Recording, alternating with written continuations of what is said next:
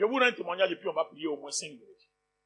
Il y a une de mes filles qui avait un problème. Elle était convertie, née de nouveau, elle parle en langue, tout ça là. Elle chasse des mots, elle fait tout ça. Mais elle avait une faiblesse, cigarette.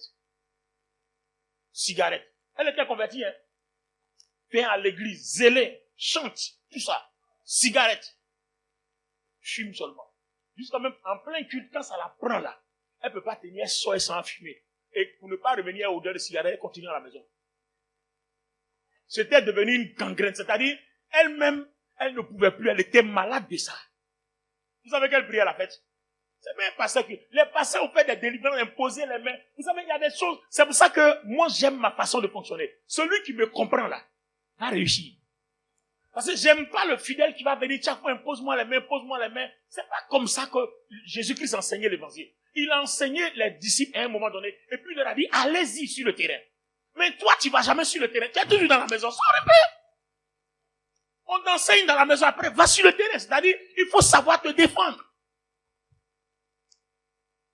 Alors, elle-même, après les milliers de délivrances qui n'ont pas fonctionné, elle-même, elle est partie. Et puis, quand elle priait, vous savez ce qu'elle a dit?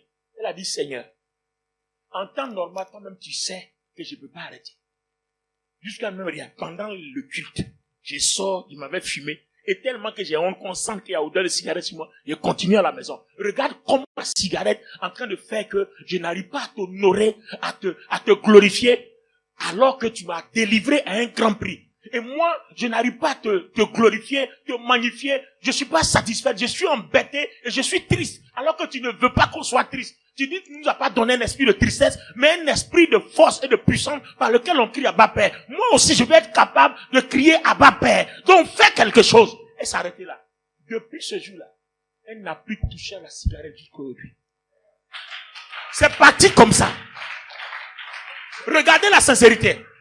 Jusqu'au point où elle dit que même quand quelqu'un regarde la télé que dans les films là, quand on filme là, tout de suite ça lui donne envie sans fumer. Mais quand elle a fait cette prière sincère, Seigneur, je ne peux pas arrêter. En temps normal, tu sais, si tu me laisses comme ça, en plein culte, quand ça va venir là, je ne pourrai pas, je vais sortir, aller faire encore. Ça devient l'histoire de Romains 7,15. Je veux faire le bien, mais il y a une force, vous voyez, comme tu as laissé la chose permanente, il y a une force qui est venue s'installer dans la chair. Donc, quand tu veux glorifier Dieu, lui il te tire en arrière. Donc, son but, c'est qu'il fasse de telle sorte que tu abandonnes le Seigneur pour dire, depuis je suis à l'église, mais j'ai gagné, donc je ne vais plus à l'église, mais c'est bon. Jésus peut pas me délivrer, c'est fini. Mais moi, je dis, Jésus peut te délivrer parce qu'il t'aime. Il t'aime dans ta cigarette. Il t'aime dans ta drogue.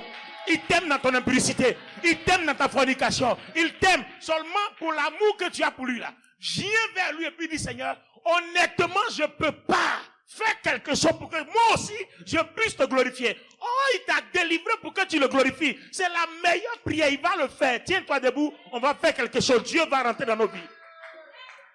On va faire quelque chose. Dieu va entrer dans nos vies.